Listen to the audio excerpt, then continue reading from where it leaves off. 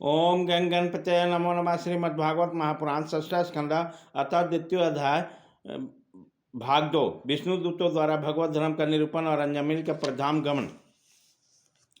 मैंने अभी जो अद्भुत दृश्य देखा क्या स्वप्न है अथवा जागृत अवस्था का प्रत्यक्ष अनुभव है। अभी अभी जो हाथों में फंदा लेकर मुझे खींच रहे थे वो कहाँ चले गए। अभी अभी मुझे फंदे में फंसाकर पृथ्वी के नीचे ले जा रहे थे, परंतु 4 अत्यंत सिद्धों ने आकर मुझे छुड़ा लिया। आप कहाँ चले गए। यद्यपि मैं इस जन्म का महापापी हूँ, फिर भी मैंने पूर्व जन्म में अवश्य शुभ कर्म किए होंगे, तभी तो मुझे इन श्रेष्ठ देवताओं का दर्शन हुआ। इसकी स्मृति से मेरा हृदय अब आनंद से भर रहा। मैं कुलटागामी और अत्यंत अपवित्र हैं। यदि पूर्व जन्म में मैंने पुण्य न किए होते तो मरने के समय मेरे जीव भगवान के मनमोहक नाम का उच्चारण कैसे कर पाते। कहाँ तो महाकपटी पापों निर्लज ब्रह्म तेज का नष्ट करने वाला, तथा कहाँ भगवान का यह परम मंगलमय नारायण नाम।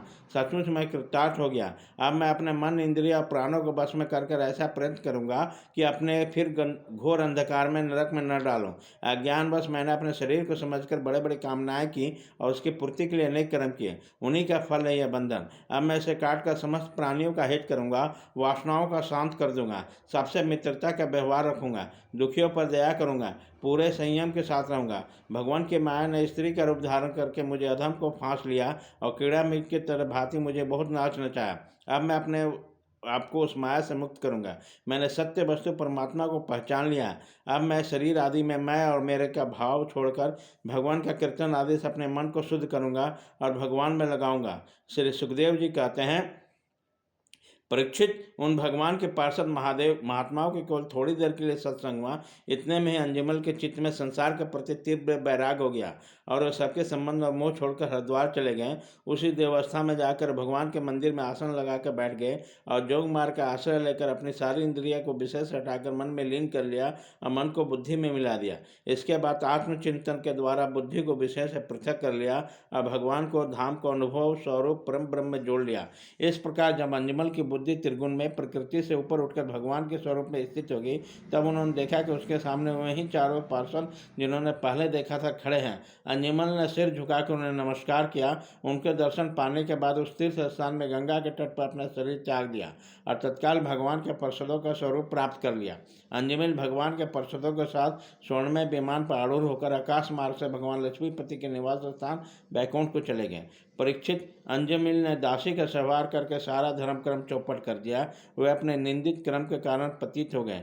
नियमों से चौबित हो जाने के कारण उन्हें नरक में गिराया जा रहा था, परंतु भगवान के एक नाम उच्चारण करने मात्र से उसके तत्काल मुक्त हो गए। जो लोग इस संसार बंधन से मुक्त हो जाते हैं, होना चाहते हैं, उसके लिए चरणों के स्पर्श से तीर्थों को भी तीर्थ बगाने वाले भगवान के नाम से बढ़कर और कोई साधन नहीं है, क्योंकि नाम का आश्रय लेने से मनुष्य का मन फिर कर्म के पचड़े में नहीं पड़ता। भगवान नाम के अतिरिक्त और किसी प्रायश्चित का आश्रय लेने पर मन रजोगुण और तमोगुण से ग्रस्त नहीं रहता है और उन पापों का पूरा नाश नहीं होता। परीक्षित, यह इतिहास अत्यंत गोपनीय और समस्त पापों का नाश करने वाला।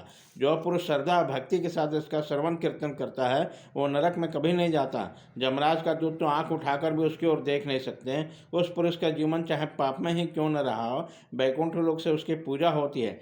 परीक्षित, देखो, अंजमिल जैसे पापी ने मृत्यु के समय पुत्र के बहाने भगवान के नाम का उच्चारण किया, उसे भी बैकुंठ की प्राप्ति हो गई।